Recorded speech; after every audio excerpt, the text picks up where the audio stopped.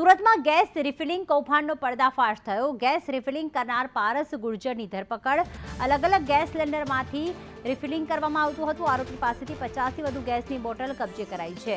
મનીષ જોડાઈ ગયા છે। મનીષ, આખી ઘટના કઈ રીતે બની હતી? આખું કૌભાંડ કઈ રીતે આચરવામાં આવતું હતું? આ સથાણા વિસ્તારની ઘટના છે, જ્યાં અંગારી ગેસ રિફિલિંગ કરવામાં આવતું હતું। જે કોમર્શિયલ ગેસના બાટલા હોય છે તેમાં ગેસ રિફિલિંગ કરવામાં આવતું। લોકોની જિંદગી જોખાય તે રીતનું કૃત્ય કરવામાં આવતું હતું। ત્યારે સથાણા પોલીસ છે તેને બાતમી મળી હતી। ત્યાં આગળ બાતમીના આધારે રેડ કરીએ છીએ ત્યારે 100 જેટલા ગેસના બાટલા છે તે કબજે કરવામાં આવ્યા હતા। સાથે જે પારસ ગુર્જર નામનો જે વ્યક્તિ છે તે સમગ્ર કૌભાંડ ચલાવતો હતો તેની ધરપકડ કરવામાં આવી છે।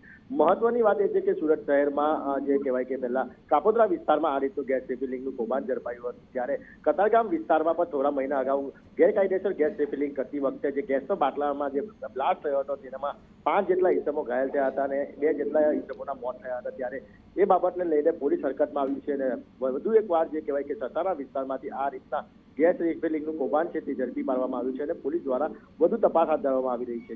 જી આભાર મનીષ તમામ વિગતો માટે।